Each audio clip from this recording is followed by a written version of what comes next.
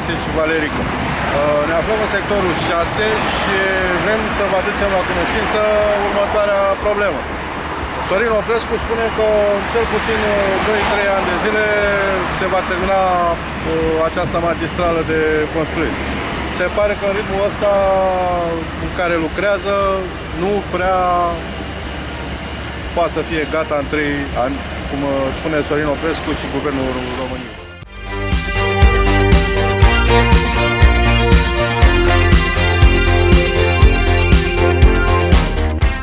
Bine v-am regăsit, dragi guvernanți. Oare când vor avea de gând să muncească oamenii de la șantierul magistralei 5? De o jumătate de oră de când stăm noi aici și filmăm, nu se mișcă niciun utilaj.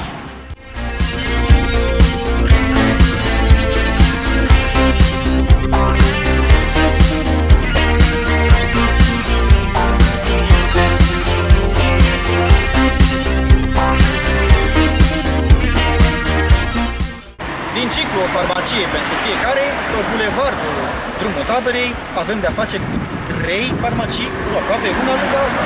Farmacia Alisa, în cazul în care ne apucă cu fureala, farmacia Dona și în cazul în care ne apucă durerea de cap, că am văzut prea multe farmacii, farmacia Catena, farmacia Inimii.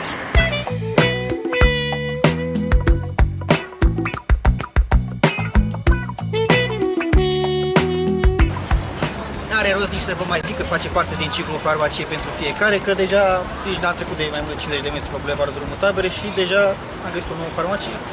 E simplu, trăiască România, sărătoasă!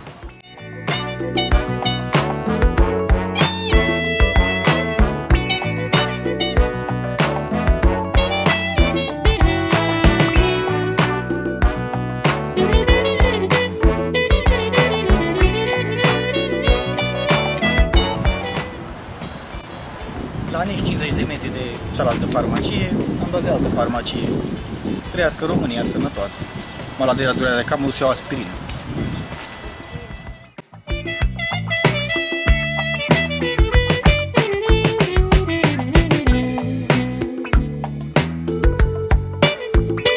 Firmele de pază au un nou consemn general.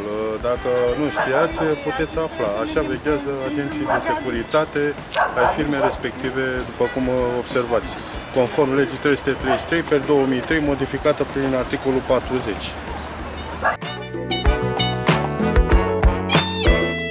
Cetățeni, muncitorii magistralei numărul 5 se ocupă cu reciclarea peturilor. Dacă nu știați, puteți observa.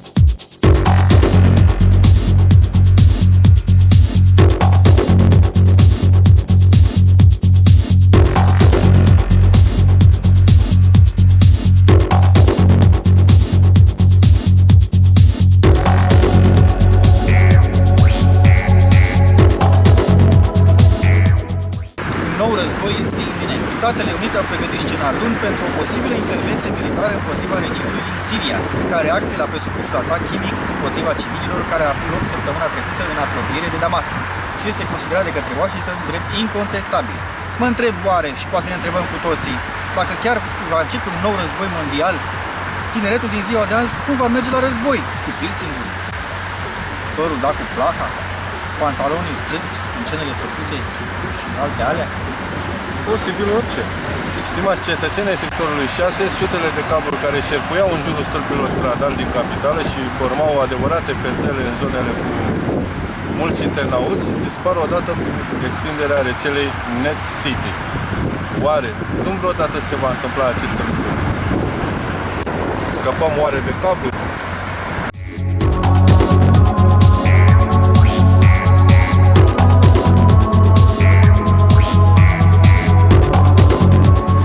și eu să merg la acest hipermarket Auchan, dar se pare că această pancartă este cam incorrectă. 150 de metri în dreapta, în niciun caz nu este niciun Auchan. Mai degrabă este Carrefour la 1 kilometru, pe Năzăvești.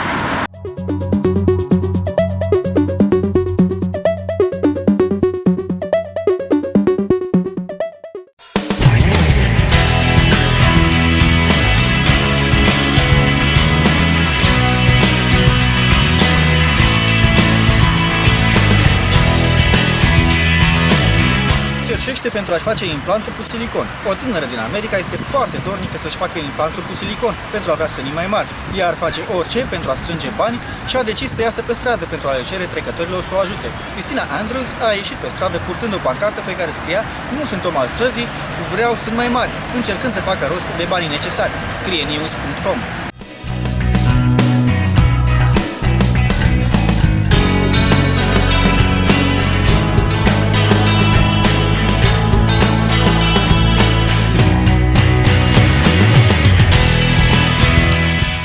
După atâția ani de zile în cât timp s-a construit acest pod, în sfârșit s-a construit podul Basarab. Dar acum va trebui să scăpăm și de fecale și urinale. Podul Basarab. Salvați podul!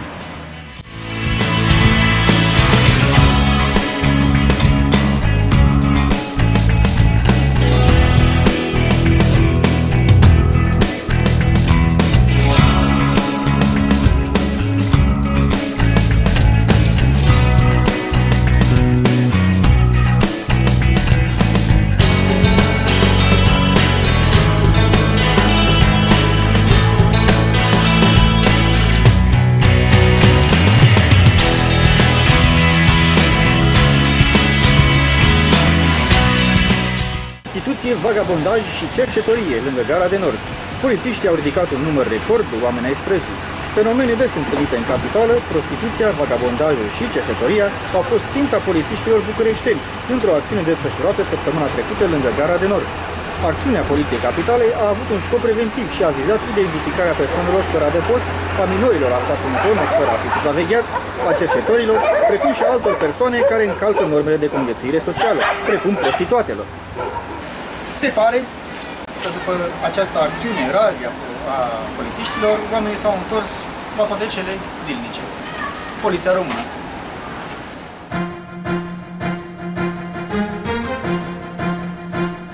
Țenei Bucureștiului, în fața Gării de Nord, administrația Gării se pare că nu se poate ocupa îndeajuns de parcarea din fața Gării.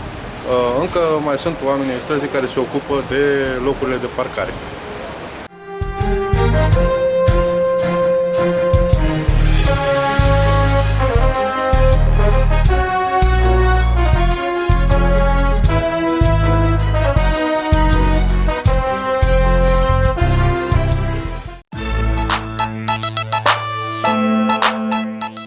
Fiecare pe bulevardul Drumul Taberei, nu este bulevard. Bine v-am regăsit taie. Sectorului 5, așa se muncește la magistrat la 5. E 6, nu 5. 5. 6. 5. Unde? Așa. Hai, stai cu mâinile așa, hai. A regimului din Siria, ca reacție la presupusul atac chimic împotriva civililor care a avut loc.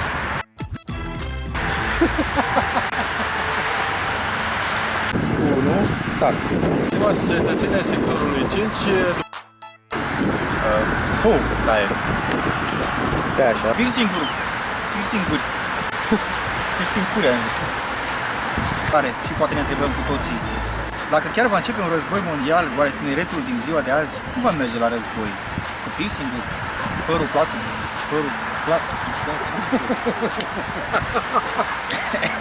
Hai, băgăm furi.